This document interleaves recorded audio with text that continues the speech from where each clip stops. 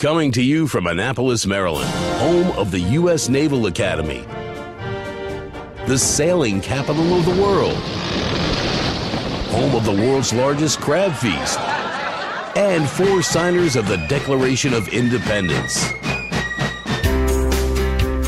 This is the On Annapolis Daily News Brief, a daily roundup of local news that you can use, including local sports, local events, local opinion, and local weather from DMV Weather. Now here's your host, publisher of On Annapolis, John Frenaye.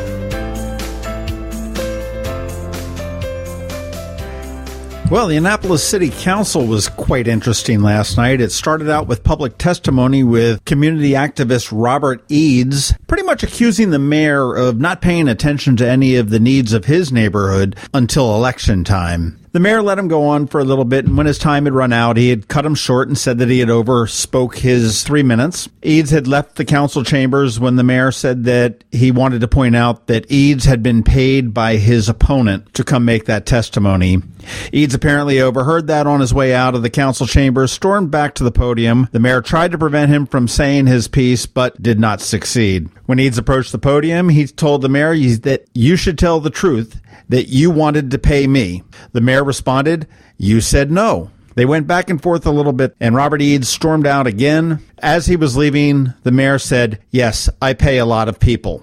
When it comes to the market house, after all the brouhaha, the city council ultimately voted to eliminate Chesapeake Brewing from contention and to throw the entire process into the lap of the city manager along with 2 aldermen and some other people to be named at a future date to hash out what should happen in the market house, when it should happen, what it should carry, and who should run it.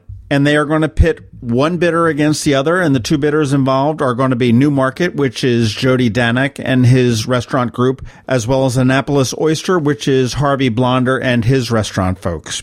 There was a question as to whether it could get completed in time for this council to leave. The city mayor seemed to feel that it could. Mind you, the city council that currently sits there has 2 more meetings. They've got one in October and another one in November. The December meeting should be the first meeting of the new council as they get sworn in on, I believe, December 6th.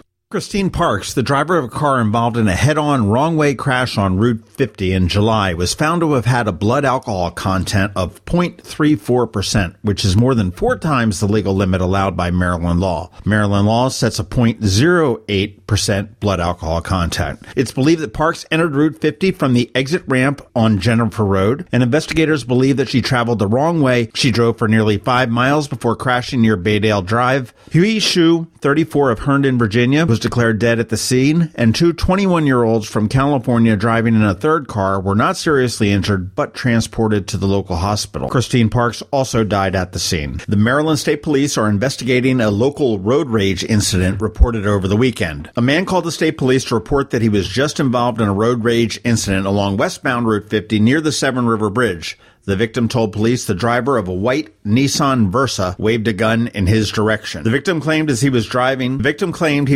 when he observed the Nissan Versa driving erratically. As he attempted to drive around the erratic driver, the white Versa sped up, moved into his lane, and brake checked him. Both vehicles kept driving, and at some point, the victim pulled up next to the Nissan Versa when it was alleged that the driver waved the gun in his direction. More than 350 people turned out last night for the Annapolis Police Department's bilingual community meeting at Annapolis Middle School to address the recent disappearance of 4 Hispanic teens in the city. Latino liaison Joe Hudson hosted the meeting and spoke both in Spanish and English. The point that Hudson drove home was that the most important thing you can do is getting involved in your child's life. It's your job to be involved with your son and daughter. If you don't instill those values in them, they are going to learn those values in the streets. Currently, there are 4 active, high-profile missing person cases in Annapolis. 3 of them occurred this summer. Jenny Rivera Lopez, 21, was last seen on June 24th. Neris Bonilla Palacios, 17, was last seen on August 5th. David Rivera, 16, was last seen on August 29th. On top of the 3 recent cases, there is a 2-year-old case still open. Javier Rodriguez, 18, was last seen on August 7th, 2015. The police did not say whether there was a gang relation to this, but a lot of the program focused on understanding gangs and how to recognize involvement within gangs. Annapolis Police Department officers were placed in the back of the room to collect information pertaining to any of these cases, but it is unknown what information, if any, they were able to collect. This is Maryland. The weather can be nearly unpredictable. We've got George Young from DMV Weather in Annapolis to sort it all out. Hey everyone, this is George from DMV Weather. Let's go ahead and get right into the forecast. Clouds have moved into the region and rain is on the way as some moisture circulating around the remains of what was Hurricane Irma starts to move toward the area from the south. As a result, expect a high temp in downtown Annapolis today of around 73 degrees, with some showers and possibly even some thunderstorms starting later tonight or in the overnight hours. And from there, pretty much all the way through the weekend, the expectation should be for a daily threat of rain with slightly warmer temps in the 75 to 80 degree range as warmer air is pulled northward from the continuing counterclockwise circulation of Irma's remnants. Okay, the other story out there is still Hurricane Jose. As of this morning, Hurricane Jose is down to Category 1 status in the Atlantic as it starts to make its expected clockwise loop. This is something almost every forecast model is in good agreement on. But after that, Jose completes the loop, and sometime around Saturday, the guidance starts to diverge a bit, with solutions showing everything from a Florida landfall to some East Coast interaction to the storm moving out to sea. Historically, the two likeliest end results with Jose would be for it to move out to sea or for it to take a path toward Florida, which is good for the Annapolis area, but each storm is unique, so let's see where things stand at the end of the week before we write Jose off completely. Okay, that's it for us today. Be sure to download the free DMV Weather app in the Apple App Store or Google Play Store by searching for DC MD VA Weather, and also follow us 24/7, 365 on social media or on our website at dmvweather.com. Our Twitter handle is DMV_weather, and our Facebook page is facebook.com/the DMV Weather page. This is George Young of DMV Weather with your Annapolis forecast.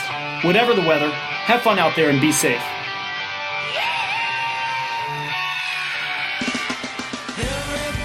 The Eye on Annapolis Daily is possible in part because of the generous support of Ram's Head On Stage. Ram's Head likes to say that every seat is less than 48 feet from the stage.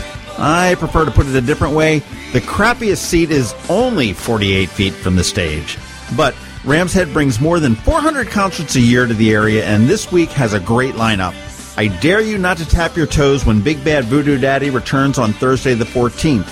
On Saturday and Sunday, in 2 matinees each day, you can check out the local young talent of the 2 area schools of rock. The Bodines are coming back to Annapolis on Sunday the 17th, and on Monday, the AM/FM In the Vein Of series continues with Bruce Springsteen.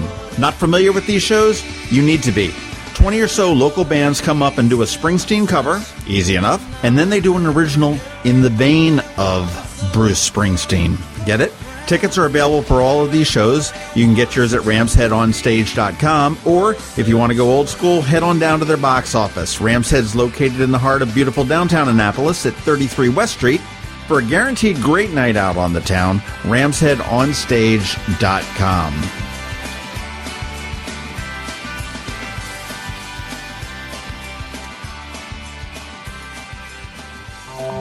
They say opinions are like... Here we are with a dose of opinion for you. Just a personal opinion on the Market House debacle. I'm not sure whether the city council showed any fortitude or whether they just showed their spineless nature once again. Essentially, what they've done with this proposal is said, hey, we want to wash our hands from it. They went to all the trouble to create a proposal, to send it out, to solicit responses.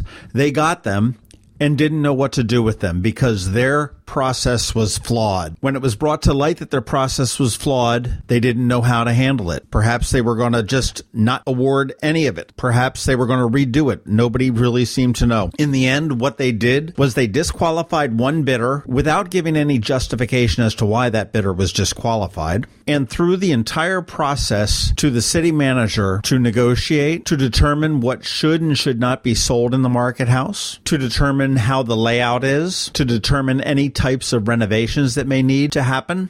And ultimately, to determine which of the two remaining bidders the city manager, along with Alderwoman Pindell Charles and Alderman Budge, and two yet-to-be-named city employees feel like working with. The city manager will be in charge of negotiating the lease with whichever party he decides he wants to work with, and no one seems to really understand what may happen if the Historic Preservation Commission or the Alcohol Beverage Control Commission, neither of which report to City Council, do not weigh in favor of what the two bidders have proposed for Successful Market House. Every day, people say Annapolis is a really crappy place to do business. When you see a process such as this, that opinion is 100% justified. And that's what's been on my mind. Thanks for listening to the On Annapolis Daily News Brief. If you like what you heard, make sure to tell your friends and colleagues about it. And also tell them about our website, onannapolis.net, where you can find much more.